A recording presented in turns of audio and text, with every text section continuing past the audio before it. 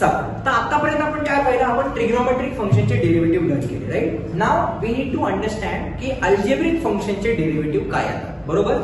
आता अल्जेब्रिक फंक्शनचे derivative prove करण्याच्या आधी मी तुम्हाला एक फॉर्म्युला सांगतो. आतापर्यंत आपण किती फॉर्म्युले लर्न केले, आपण हे 6 फॉर्म्युले लर्न केले. आणि जो पहिला सगळ्यात याच्या आधी जो फॉर्म्युला होता तो होता आपला फर्स्ट प्रिन्सिपल मेथडचा. म्हणजे 7 फॉर्म्युले आपण आतापर्यंत लर्न केले. बरोबर. ठीक आहे. अच्छा, तर आता आपला 8वा फॉर्म्युला काय बघा, चेक करा सर्वांनी. 8वा फॉर्म्युला असा म्हणतोय derivative of x raise to n. बरोबर. x रेज टू n म्हणजे n ची व्हॅल्यू काही पण असेल, 1 2 3 4. n ची व्हॅल्यू 2 असेल तर काय होईल, x स्क्वेअर चा डेरिव्हेटिव्ह काय. बरोबर. Derivative of x raise to n याचा आन्सर काय असेल, n into x raise to n minus 1. हा सिंपल फॉर्म्युला आहे. काय करायचं, या n ला पुढे आणायचं, n into x raise to या वरच्या n मधून एक -1 सबट्रॅक्ट करायचं, n into x raise to n minus 1. हा आपला एक फॉर्म्युला झाला, 8वा फॉर्म्युला झाला. बरोबर. आता चेक करा, जर याच फॉर्म्युल्याच्या अंदर जर मी तुम्हाला विचारलं की derivative of x raise to 1, बरोबर, म्हणजे x रेज टू 1 म्हणजे किती, फक्त x थोडक्यात. बरोबर. काय आहे डेरिव्हेटिव्ह बघा, 1 into x raise to 1 minus 1, कारण माझी n ची व्हॅल्यू 1 झाली. कळते सर्वांना. मग याचा आन्सर किती बघा, x रेज टू 0 झालं, 1 into x रेज टू 0 आणि एनीथिंग रेज टू 0 म्हणजे किती असतं, 1. म्हणजे जर मला कोणी विचारलं की बाबा डेरिव्हेटिव्ह ऑफ x किती असतो, तो किती असतो रे, 1. आपण एक फर्स्ट प्रिन्सिपल मेथड पण चेक करू शकतो. आता यातलं मी दुसरं एक्झाम्पल घेतलं. लेट सपोज जर मला कोणी विचारलं की बाबा डेरिव्हेटिव्ह ऑफ x स्क्वेअर काय. बरोबर. Derivative of x square, correct. तर या केस मध्ये मला आन्सर काय बघा, n into x raise to n minus 1. बरोबर. इथपर्यंत n ची व्हॅल्यू किती झाली Vaishnavi, 2. n into x raise to n minus 1 म्हणजे इथे काय मिळालं बघा, 2 into x रेज टू 1 म्हणजे किती मिळाले, हे 2x. म्हणजे जर डेरिव्हेटिव्ह ऑफ x स्क्वेअर कोणी विचारला तो किती असतो रे, 2x. हे लक्षात ठेवायचं का. बरोबर. 6 फॉर्म्युले ट्रिग्नोमेट्रिक फंक्शनचे, एक फॉर्म्युला फर्स्ट प्रिन्सिपल मेथडचा. हा झाला तुमचा 8वा formula. This is your 9th formula. बरोबर. This is your 10th formula. बरोबर. तुम्ही म्हणाल सर याच फॉर्म्युल्याच्या अंडर हे दोन्ही आहेत ना, पण हे लक्षात ठेवायचे का, कारण ते सारखे आपल्याला लागतात. मग सारखे आपल्याला लागतात, लर्नच करून टाकू ना. बरोबर. ठीक आहे. हे झालं x स्क्वेअर. आता मी तुम्हाला पुढची टर्म विचारतो की बाबांनो डेरिव्हेटिव्ह ऑफ 1 upon x सांगा काय येईल. बरोबर. डेरिव्हेटिव्ह ऑफ 1 upon x मला कॅल्क्युलेट करायचं. तर याचा अर्थ काय आहे बघा, यामध्ये असं लिहू शकतो का रे बघा, it is derivative of x raise to -1 करू शकतो का रे, 1 upon x आहे. मग या x ला जर वरती पाठवलं तर x ची पॉवर वरती निगेटिव्ह आहे, ते किती आले, x रेज टू -1 आले. मग जर x रेज टू -1 आलं तर माझी n ची व्हॅल्यू किती झाली, n ची व्हॅल्यू किती झाली, -1 झाली. मग अकॉर्डिंग टू दॅट फॉर्म्युला माझा आन्सर काय येते बघा, -1 n into x raise to n -1. बरोबर आहे.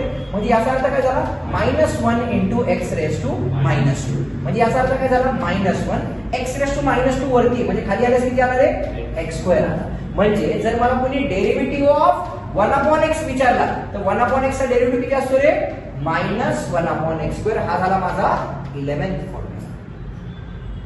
कळते नक्की, शुअर. आता हे सगळे अल्जेब्रिक आहे ना. अल्जेब्रिक म्हणजे काय, एक्स्ट्रा टर्म्स आहेत बघा सगळे.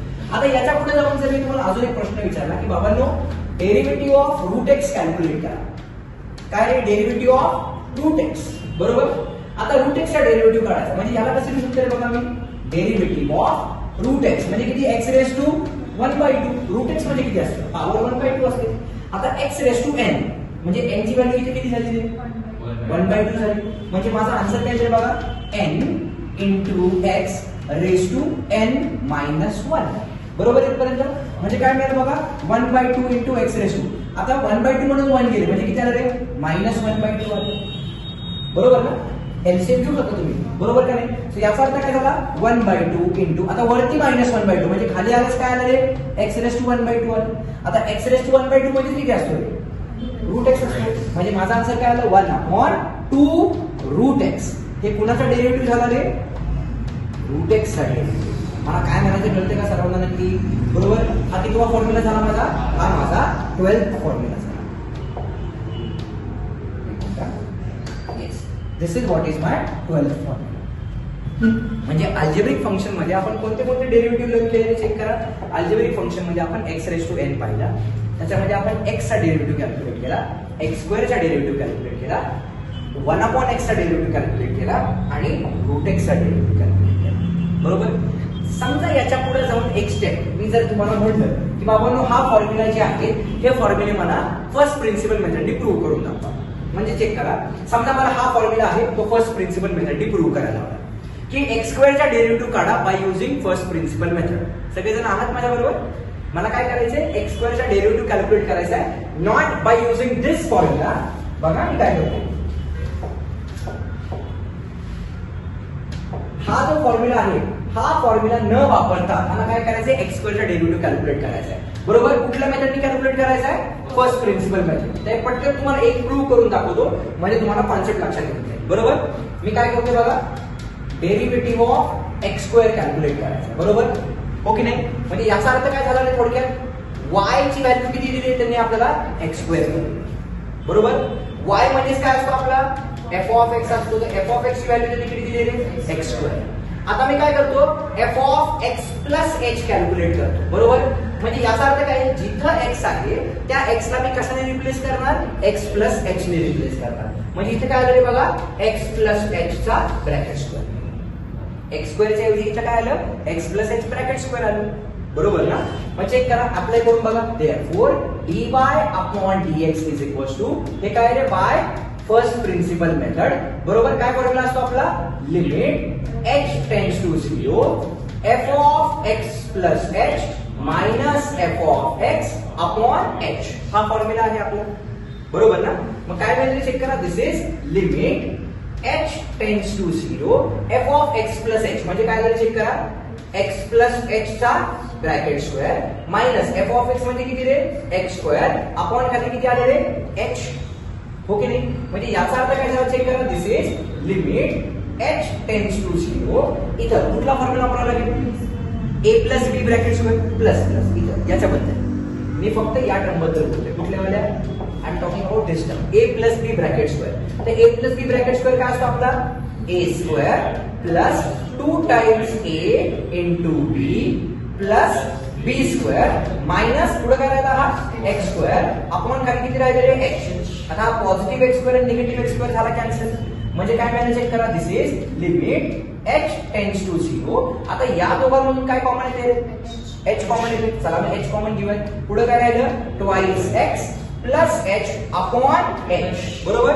हा h इथला हा h इथला झाला कॅन्सल. बरोबर आहे. मग काय मिळालं चेक करा, h च्या ठिकाणी आता किती टाकणार मी, 0. म्हणजे काय मिळालं मला, 2x + 0 म्हणजे किती मिळालं रे मला, 2x. बरोबर. म्हणजे x² चा डेरिव्हेटिव्ह किती आला, 2x bye first principle method. आणि या फॉर्म्युलाने x² चा डेरिव्हेटिव्ह किती आला रे, 2x. मला काय म्हणायचे कळते. मग प्रत्येक वेळी फर्स्ट प्रिन्सिपल मेथड आपल्याला अप्लाय करायची गरज नाही. जर ते म्हणले की हा क्वेश्चन फर्स्ट प्रिन्सिपल मेथड मी प्रूव्ह करा तरच ती मेथड वापरायची. अदरवाइज अल्जेब्रिक फंक्शन साठी this formula will be more than sufficient. कळलं? तर आपल्याला कुठले लक्षात ठेवायचे, मेन म्हणजे x⁻n चा डेरिव्हेटिव्ह तो किती असतो, n × x⁻n−1. बरोबर. ही कन्क्लुजन लाईन लिहितो आता. चला पुन्हा एकदा कन्क्लुजन लाईन लिहितो. अल्जेब्रिक फंक्शन मध्ये काय असतं, सगळ्यात पहिल्यांदा किती फॉर्म्युले झाले आपले बघा. आधी पहिला फॉर्म्युला होता आपला फर्स्ट प्रिन्सिपल मेथडचा. बरोबर. ओके नाही. दुसऱ्यापासून ते आपल्याकडे 6 ट्रिग्नोमेट्रिक फंक्शन आहेत. दुसऱ्यापासून ते 7व्या पर्यंत आपल्याकडे काय झाले, ट्रिग्नो फंक्शनचे फॉर्म्युले झाले. बरोबर ना. sin x, cos x, tan x, cot x, sec x आणि cosec x म्हणजे 6 फॉर्म्युले झाले नाही. बरोबर हो ना. sin, cos, tan, cot, sec, cosec. बरोबर. 2 ते 6 हे फॉर्म्युले राईट. 7वा फॉर्म्युला कुठला झाला रे माझा, अल्जेब्रिक. बरोबर. त्या अल्जेब्रा मध्ये काय काय लक्षात ठेवलं आपण सांगा बरं. सगळ्यात पहिल्यांदा x⁻n चा डेरिव्हेटिव्ह. बरोबर आहे का रे. x⁻n चा डेरिव्हेटिव्ह किती आला, n × x⁻n−1. नंतर मी कुठला फॉर्म्युला लक्षात घेतला, हा कितवा फॉर्म्युला, 7वा. आता हा 8वा फॉर्म्युला, डेरिव्हेटिव्ह ऑफ काय बघितलं आपण, x. डेरिव्हेटिव्ह ऑफ x किती असतो, 1. चुकलं काय, डेरिव्हेटिव्ह ऑफ x किती असतो, 1. कसं काय, तुम्ही हे पण बघू शकता ना, dx/dx. बघा बरं, dx/dx किती असतं, 1. बरोबर. म्हणजे डेरिव्हेटिव्ह ऑफ x किती आला रे माझा, 1. 9वा फॉर्म्युला कुठला पाहिला आपण, डेरिव्हेटिव्ह ऑफ x² पाहिला. बरोबर. किती आला x² चा डेरिव्हेटिव्ह, 2x. 10वा फॉर्म्युला डेरिव्हेटिव्ह ऑफ काय पाहिला आपण, बघा बरं बाबा, x² नंतर काय पाहिलं आपण, एक मिनिट, x² नंतर काय पाहिलं आपण, 1/x चा डेरिव्हेटिव्ह, नंतर √x चा डेरिव्हेटिव्ह. बरोबर. 1/x चा डेरिव्हेटिव्ह किती आला 1/x चा डेरिव्हेटिव्ह -1/x². 11वा फॉर्म्युला डेरिव्हेटिव्ह ऑफ कुठला रे रूट x किती आला तो डेरिव्हेटिव्ह 1/2 रूट x. हे झाले म्हणजे अल्जेब्रा. म्हणजे अल्जेब्राचे किती झाले बघा बरं, किती झाले अल्जेब्राचे 1 2 3 4 5 आणि लास्ट 6वा म्हणजे 12वा derivative of constant K constant. त्याचा कॉन्स्टंटचा डेरिव्हेटिव्ह किती असतो रे 0. आता का नेमकं ते समजून घेऊया. मला सांगा डेरिव्हेटिव्ह म्हणजे काय असतो, change in one quantity with respect to other. पहिली क्वांटिटी चेंज झाली पाहिजे विथ रिस्पेक्ट टू अदर, बरोबर. पहिली क्वांटिटी चेंज होणं गरजेचं आहे आणि दुसरी क्वांटिटी पण चेंज व्हायला पाहिजे, राईट. मग आता मला सांगा ज्यावेळी तुम्ही फर्स्ट स्टँडर्ड मध्ये होता त्यावेळी 1+1 किती होतं रे 2, बरोबर. ज्यावेळी तुम्ही फर्स्ट स्टँडर्ड मध्ये होता 1+1 किती होतं 2. आता तुम्ही 11th स्टँडर्ड मध्ये आला म्हणजे तुम्ही 10 वर्ष घातली म्हणजे खालची जी टर्म आहे तुमची चेंज झाली. डेरिव्हेटिव्ह म्हणजे काय, change in one quantity upon change in next quantity. आता खालची क्वांटिटी चेंज झाली, टाइम चेंज झाला तुमचा 10 वर्ष, पण 10 वर्षानंतर तुमची वरची क्वांटिटी चेंज झाली काय. पहिली मध्ये पण 1+1 2 होतं, 11th मध्ये आल्यानंतर पण 1+1 2च राहिलं म्हणजे वरची क्वांटिटी चेंज झाली नाही. वरची क्वांटिटी चेंज झाली नाही म्हणजे वरच्या क्वांटिटीचा चेंज किती आला 0 आणि 0 अपॉन किती असतं 0. म्हणून कुठल्याही कॉन्स्टंटचा डेरिव्हेटिव्ह किती असतो 0. म्हणजे काय 2 चा डेरिव्हेटिव्ह 0, 3 चा डेरिव्हेटिव्ह 0, 5 चा डेरिव्हेटिव्ह 0, -100 चा डेरिव्हेटिव्ह 0, -1 लाख चा डेरिव्हेटिव्ह 0. कुठलाही कॉन्स्टंट नंबर असू दे इंटिजरचा डेरिव्हेटिव्ह 0. कळालं नक्की, शुअर 100% डन.